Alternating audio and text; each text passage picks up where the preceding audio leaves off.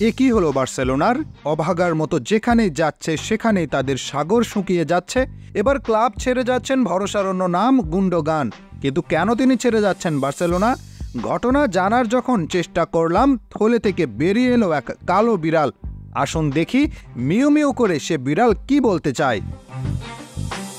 গত সিজনে বার্সেলোনার best performing midfielder Manchester city থেকে আসা ইলকান গুন্ডোগান। সদ্য চ্যাম্পিয়ন্স লিগ জেতা টিম থেকে গুন্ডো বার্সেলোনার মতো ট্রানজিশন ফেসে থাকা দলে এসেছিল নিতান্তই ভালোবাসার টানে। বার্সেলোনার টিমে যে উইনিং স্পিরিট সাম্প্রতিক সময়ে হারিয়ে গিয়েছিল তা ফিরিয়ে আনার জন্য গুন্ডো কতটা তৎপর ছিল তা গত সিজনে বার্সেলোনাকে ফলো করা প্রত্যেকটা মানুষ জানবেন। বার্সেলোনার জন্য গুন্ডো একটা আশীর্বাদ ছিল। যে লিডারের অভাবে বার্সেলোনা ভুগছিল সেই লিডার ছিল গুন্ডো। Shadow striker, number 8, defensive mid, যে রুলে ইউজ করা হয়েছে গুন্ডো নিজের সেরাটা দিয়েছে। এই খেলোয়াড় এখন বার্সেলোনা ছাড়তে চায় মাত্র এক সিজনের মাথায়। বার্সেলোনা কি পারেনি গুন্ডোগানের এক্সপেকটেশন মিট করতে? লা লিগার শুরুর ম্যাচে হ্যান্সি ফ্লিকের স্কোয়াডে গুন্ডোগানকে না রাখা এই জার্মান মিডফিল্ডার অভিজ্ঞতার দিক দিয়ে অনেক পোক্ত হওয়া সত্ত্বেও গতকাল স্কোয়াড থেকে বাদ গিয়েছেন।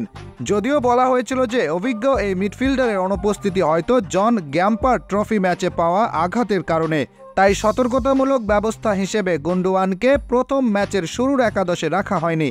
তবে ঘটনা সম্ভবত এর চেয়েও গভীর হতে পারে, যেটা ধারণা করছেন স্প্যানিশ অনেক গণমাধ্যম। গুন্ডোগান ক্লাব ছাড়লে 20 মিলিয়ন ইউরো স্যালারি ক্যাপ থেকে ফাঁকা হবে এবং 14 মিলিয়ন ইউরো বিনিয়োগের রাস্তা তৈরি হবে। তো এই হচ্ছে আসল ঘটনা। স্যালারি ক্যাপ ফাঁকা করাই যদি আসল উদ্দেশ্য হয় তাহলে গুন্ডোগানই কেন, অন্য কেউ কেন না? বার্সেলোনার বর্তমান ফিনান্সিয়ালি ক্রাইসিসের কথা সবারই জানা। গুন্ডোগান, ফ্র্যাঙ্কি ডি অং এর মতো মিডফিল্ডাররা অনেক পরিমাণ বেতন নিয়ে থাকেন, যেখানে লা মাসিয়া থেকে আসা একটা মেধাবী তরুণকে সে পরিমাণ বেতন দেওয়া লাগে না। তাই তো ভ্যালেন্সিয়ার বিপক্ষের ম্যাচে স্কোয়াড তালিকা থেকে বাদ পড়ার পর রিপোর্টে বলা হচ্ছে যে বার্সেলোনা গুন্ডোগানকে বিক্রি করে দেওয়ার কথা ভাবছে। 33 বছর বয়সী ইলকান গুন্ডোগান ক্লাবের অন্যতম উচ্চ চাহিদার খেলোয়াড়। এদিকে নতুন সাইনিং দানি ওলমোর মতো খেলোয়াড়দের চুক্তিবদ্ধ করতে গিয়ে বেতন খরচ কমানোর যে প্রয়োজন তা পূরণের জন্য গুন্ডোগানকে ছেড়ে দেওয়া একটি সম্ভাব্য বিকল্প হয়ে উঠেছে।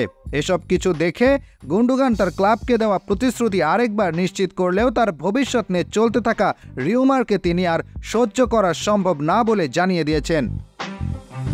গুন্ডোগান গত মৌসুমে জাভির অধীনে বার্সেলোনার অন্যতম সেরা খেলোয়াড় ছিলেন। জাভির অধীনে যথেষ্ট গেম টাইমও পেয়েছিলেন তিনি। বার্সার হয়ে লা লিগাতে 36 ম্যাচে সরাসরি 14টি গোলের সহায়তা করেছিলেন। ফুটমবের ম্যাচ রেটিংয়ে উঠে এসেছে বার্সেলোনায় গত মৌসুমে গুন্ডোগানের গড় রেটিং ছিল 7.6, যেটা এর আগের 2 বছর পেপ গার্দিওলার অধীনে ম্যান সিটিতে থাকাকালীন গড় রেটিংয়ের চেয়েও বেশি। তাই তো জার্মানে মিডফিল্ডার হ্যান্সি ফ্লিকের প্রকল্পে একটি গুরুত্বপূর্ণ ভূমিকা পালন করবে বলে আশা করা হচ্ছিল। তবে তার ভবিষ্যৎ নিয়ে চলমান গুজবের কারণে ক্লাবের সাথে তার উত্তেজনা বেড়ে যাওয়ায় তাকে ক্লাব ছাড়ার সিদ্ধান্ত নিতে বাধ্য করেছে বলে মনে হচ্ছে। যদি গুন্ডোগান সত্যিই বুঝতে পারেন তবে তাকে সাইন করতে আগ্রহী ক্লাবের অভাব নেই। তুরস্ক, সৌদি আরব এবং কাতারের ক্লাবগুলো 33 বছর বয়সী এই মিডফিল্ডারকে সাইন করার ব্যাপারে আগ্রহ প্রকাশ করেছে। বিশেষ করে সৌদি আরব চাইলে একটা বড় অঙ্কের অর্থ দিয়ে নিতে পারেন গুন্ডোগানকে। যেখানে বার্সেলোনা আর্থিকভাবে স্বাবলম্বী হবার একটা সুযোগ রয়েছে, তবে এতে যে গুন্ডোগানের ক্যারিয়ার শেষ হয়ে যাবে না তার কোনো নিশ্চয়তা নেই। আপনার কি মনে হয়, বার্সেলোনা কি অর্থের জন্য গুন্ডোগানকে ছেড়ে দিল? এর জন্য কি বার্সেলোনা বোর্ড দায়ী নয়?